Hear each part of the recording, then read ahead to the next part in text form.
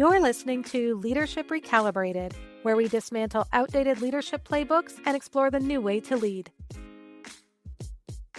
I'm Lori Lalonde, founder of Her Executive Ascent, and I created this podcast because I was tired of hearing the same recycled advice about what it takes to be a good leader. You know the scripts: be more confident, lean in, develop executive presence. But what if those scripts were written for a leadership model that no longer works? What if the future of leadership looks less like commanding authority and more like strategic influence, emotional intelligence, and authentic power? Each week, we take on the questions most leadership programs avoid, the power dynamics nobody teaches, and the decisions that actually shape your career. This is where you stop following the old rules and start designing the leadership career that fits who you are now and where you're going next. Let's recalibrate.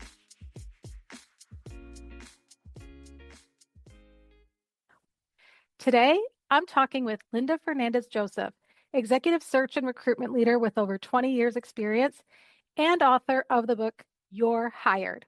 We're going to explore strategic career moves, knowing when to stay versus when to go. This is a conversation you won't hear anywhere else. Hi, Linda. Welcome to the podcast. Good morning, Lori. How are you? I'm doing great. How are you? Good, thank you. Happy to be here. Awesome. I invited you on today because this conversation is landing at exactly the right moment. As we head into 2026, I know a lot of women who are quietly reevaluating everything: their role, their growth, their energy, and what their next move should look like. Now, you recently made a bold decision to leave your firm and step into something new. Walk us through that moment. What was happening internally when you knew it was time to make that move? Yes, I recently made a dramatic change from an organization where I absolutely loved the people and the work. There was absolutely nothing wrong with it. I could have been on autopilot for the next 10 years with no problems whatsoever. So I really wanted to challenge myself and find a new place where I can grow and learn. Yes, so you had a roadmap of where you wanted to grow in your career, and then you strategically made that move.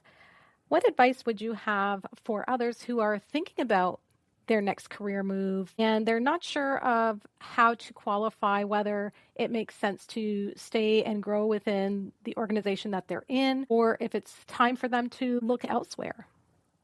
Many people want to move forward in their careers, yet they don't know how to get there. Building that goal is important. So the ones that actually have a definitive goal with a date in mind, I want to move into a different position in a different company by this certain date, are the ones that are more successful than the ones that say, I just want to see what's out there.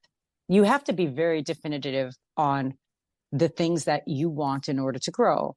For example, if there's a specific project that you want to be part of, or a specific skill that you want to learn, and it takes you to move to another organization, then you've made that decision. That makes perfect sense. As someone who is in software development for 20 years before moving into a completely different role that challenged me in ways that I couldn't have imagined, I remember the first part of my career just moving role to role, either to get away from a bad situation in a company, like a toxic boss, or to get an increase in title and pay, to use different types of technologies. But I wasn't really driving my career. I was still a software developer in a different company, a different team, different technologies, but I wasn't really growing beyond that.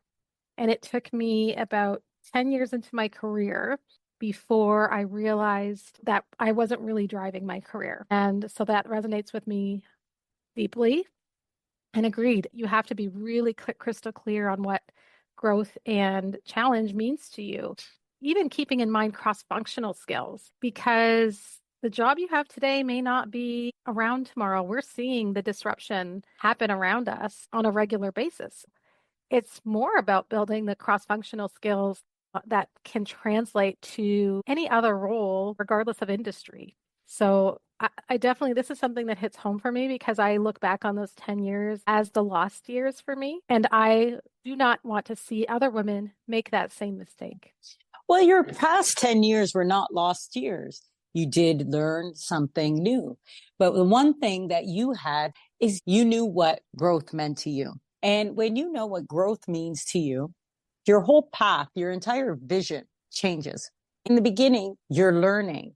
You're learning that there are other things that you can do. You're exploring some exciting projects that are going on around you, and you want to be a part of it. And that's great. But did you learn anything from it? What are you going to learn from it? Thank you for that, because I often look at those first 10 years of my career as lost. And I felt I would be much further ahead had I known the difference between the focus and the goals that I had and the type of skills I was learning. But I do appreciate that. What advice would you give to women who are contemplating their next career move, but they're not sure if they're quite ready yet? Sometimes you hesitate and you take so much time to make that decision. You feel that you have to be even more prepared. You have to have some sort of validation through a certificate, a course, or a referral to prove yourself that you can move forward. You need to take that jump. Go in, learn it. Stop waiting. It took me 2 years to make my decision. You've got this. Don't be afraid. So the next step after deciding to make the move or stay, if someone does make that move, what's something that you see as a common trap that women get themselves into when negotiating salary for that next opportunity? No, when they're negotiating salary, they have to know before going in what they want to earn. When speaking to talent, I notice that they tend to be extremely flexible when it comes to salary, when they want to go into a specific role that they really want to get into. I'm an advocate for being able to set that number where they really should be. And that's research. I've interviewed thousands of people. I know what everyone makes, and I know the skill sets that everyone brings to the table. So when you speak to someone that has that expertise, take their advice seriously, because you could leave a lot of money on the table. Absolutely. I agree with that. I have made that mistake multiple times in my career and have left so much money on the table. It sickens me. I can't even think about it now because what's done is done. You can't change it. Ladies, anyone listening, if you are negotiating your salary for a role, it is so important to do the research. And even when you do the research, know that some of those things are outdated online. And it is so worthwhile to talk to somebody who has that bird's eye view of what's going on in the industry, what the value is, what the ranges typically are based on geography, based on role, based on skill set. Otherwise, you could be in danger of leaving a significant amount of money on the table. And that's life-changing money. Well, ultimately, the research should include overall what you're getting. So you have to look at the company, if they offer certain benefits, time off, perks, contributions to RSPs, or contributions to pension plans, flexibility, commute time. All these factors should be included. And then you have to put a value to that. And that's very important, along with your time and your skill set. Companies have certain ranges that you could be in. And now in Ontario, they have to post those ranges. Yes, and that's a good thing because it allows us to at least know where the company is at with regards to salary, and people don't go in with unrealistic expectations of themselves or of the organization. And not only that, where their growth will be. Knowing that, it will help them decide. Don't let someone else advocate for you. You advocate for yourself. You do your research, find out more before you go and ask for that number. Oh, absolutely. And I love the point of there are so many other things that you can negotiate. If you're not sure how to advocate for yourself, I remember a woman, Dinah Davis, she launched Code Like a Girl, and she said to me, when you don't know how to negotiate for yourself, just ask one simple question. If you try to negotiate for salary and you get pushback, simply ask, what else can you do? How can we make this work? And leave it with them to come back with an additional offer or change, whether it's more vacation days, whether it's maybe a sign-on bonus. There are things that a company will offer if they really value your expertise and want you there. Never take the first offer. If you don't know what else to ask for, just ask, what else can you do? That's a good point, Lori. Being able to ask, what else can we do? You're not being difficult in any way. You want to be able to achieve your goal, and you need to have these things in place in order to do it. And you have to respect the company. If they can't do it, maybe it's not ideal for you. If they can do it, that's great. But you really want to be able to know that. You have to know that up front. Absolutely. One thing that I've seen also as a leader hiring talent is that men will negotiate really, really hard for themselves. Even when the job is a dream job and they absolutely want it at all costs, they still will negotiate hard for more. And women have taken the first offer almost every time. You need to advocate for yourself. You need to know exactly what you want going in, and you need to do your research, because you will leave out the things that you need in order for you to be successful in your role. Wouldn't it be nice to have that extra week vacation? Wouldn't it be nice to be able to have some flexibility on the Thursdays that you have a commitment? These are the things you got to bring up front, and these are your must-haves. And you just need to know what you want. You're not always leaving money on the table, but as long as you did your research first. What are you doing to advocate for yourself to make sure that I am ready to say no if this company is not going to be able to give me what I need in order to succeed? And these are the tough decisions that women always have to face. You don't have to always look at one company. Date multiple companies. Date multiple companies. Get to know what other companies are going to offer. Get to know what other companies are going to give you in reaching your goal. Everyone is different. I love that. And I love the term, you need to date other companies. It's so true. When you are interviewing, if you have one company, one dream job in mind, it doesn't matter. You should be actively interviewing with other companies as well, even if it's just to compare offers, because when you put your eggs all in one basket, then you're more likely to just take the offer that they give you, especially in this economy right now. It is a tough market. It requires job seekers to be a bit more strategic and I'd say crafty in how they ensure that they are positioning themselves and not getting shortchanged at the end of the day just because it is an employer's market and not a job seeker market. With that being said, because it is an employer's market, return to office policies are really becoming a gatekeeper for advancement. What is your thought on the return to office mandate and how it's impacted women in the workforce? The return to office mandate has impacted women the most. There's no doubt in that. Women are primary caregivers, they are mothers, and they have to accommodate daycare, which a lot of companies don't offer for women so that they can return to the office. So it's a big struggle overall, and it does impact women more than men, but men also have these responsibilities as well.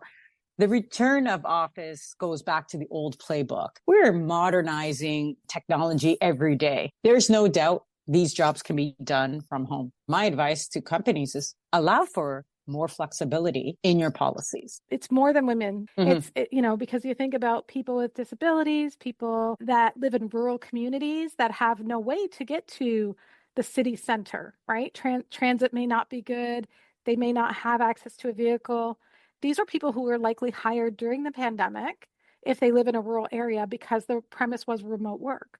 There are people who moved out of the city to rural areas, and now they're expected to move back. And with technology enabling seamless work from home, there is really no good reason to bring people back other than obviously driving the economy in the areas where those businesses exist and as a form of control. Absolutely. I believe that the old corporate playbook is about authority and control and seeing butts and seats and equating that to being more productive when it's actually less productive. It's been proven, which is another tangent I absolutely go on all the time. I feel like these mandates are so cliche. They're so old school Mad Men era. And it definitely triggers something in me because I know that it's excluding people from the workforce. It's not inclusion, and inclusion is a core value of mine. And for me, this is something that is so important. I want to say a message to all those companies that are following the old playbook of return to office as the way forward. It is not. That's one of the reasons why I was inspired to start this podcast, because I wholeheartedly believe we need a new wave of leadership. I agree that we need new leadership to be able to move forward. We need new ideas, new ways of collaborative workspace. It doesn't have to be a return to office in order to be collaborative. We have technology that brings everyone together. You have on-sites that can happen certain times of the year, but leadership has to be able to change, to be able to trust individuals, to be able to allow people to have the flexibility in their lives to do their best work. If you do not allow an individual to have that flexibility, how are they going to grow? They will feel like they are stuck. And that's what we don't want. So the great leaders that we are speaking to know what they want, know how to get there, and know how to make a change. Don't ever think that this is your only option. There are several options out there. There are some great companies that do offer flexibility. So when women are advocating for themselves, don't think that this is the only opportunity I'm ever going to get. So yeah, we've had quite an amazing discussion today. We went from talking about the trigger points, knowing when to stay in your current role, knowing when it's time to look for new opportunities. Obviously, we know that the return to office is going to be one of those triggers. It is one of those triggers. We're seeing more and more women that are moving more into entrepreneurship, like myself, to give themselves that flexibility. At the end of the day, the companies are the ones that are going to lose their best talent. It's time to retire the old playbook. Linda, if you could retire one leadership rule or leadership style from that playbook, what is it and what would you replace it with?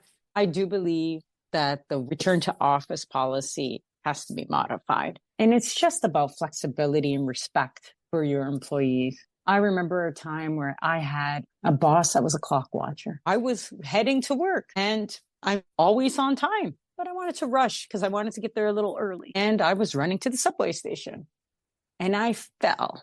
I felt bad. I fell down 25 steps. And at the end, I had people wanting to call me an ambulance, helping me. It was devastating, but I got up. I didn't want the ambulance. I had to get to work. I didn't even think of my health or myself. I got on the subway and I got to work for my boss to tell me that I was 8 minutes late with blood dripping from my head and my clothes torn and bruises on me. Where's the humanity? I'm sorry that happened to you. And the response after is just so inhumane. Because in the grand scheme of things, what did that 8 minutes really mean to the company? Nothing. And I would have been, as a leader, more concerned about someone coming to work like that and having a concussion and not getting looked at. I would have been like, no, we got to get you to the hospital right now. Let's go. And for someone to look at you in that state and say, you're late, that is the old style. That was the way that the corporate world worked. The lack of humanity, the expectation of work at all costs. And in that moment, you needed someone to care about your own well-being because even you didn't put your own well-being first. You were so concerned with not being late for work. And this is an interesting thing. In my next role, I negotiated. I come in whenever I want, whenever I need. I will still come in at a certain time, but I needed that flexibility. So when I was negotiating, so this is going back way before working from home, but when I was negotiating my new workplace, I said, I will get to work when I get to work and you will pay me based on the hours that I'm there. So if I'm 5 minutes late, it doesn't matter. So I changed how I go to work many years ago because I would never want to be in that situation again. What happened after? Did you ever seek medical care after that? I was fine and I didn't have a concussion. I went to see a doctor and I still had to go through months of therapy. It was painful, but everything worked out for myself. But I'll never forget that. And even as a leader, I would not question anyone being late. I would ask them if everything is okay. I could not expect anyone to be without flexibility. It's just not right. Agreed, 100%. And I am with you on that. That return to office, leadership playbook, old corporate playbook, that has to go. Thank you, Linda, for taking time to talk with us today about this. Thank you, Lori. This was great. I do hope that this resonates with individuals and gives them more confidence in their career moves. The leadership advice that got many women this far will not necessarily get them where they want to go next. This phase of your career is not about working harder. It's about working strategically by deciding which rules still apply and which ones you are finally ready to outgrow. If this conversation resonated, stay with us, subscribe to the podcast, and join me here every Sunday for new episodes. And if it gave you language for something you've been carrying quietly, share it with another woman in your network who needs to hear it too. Until next time, lead with intention, question everything, and change the rules for the better. I'm Lori Lalonde, and this is Leadership Recalibrated.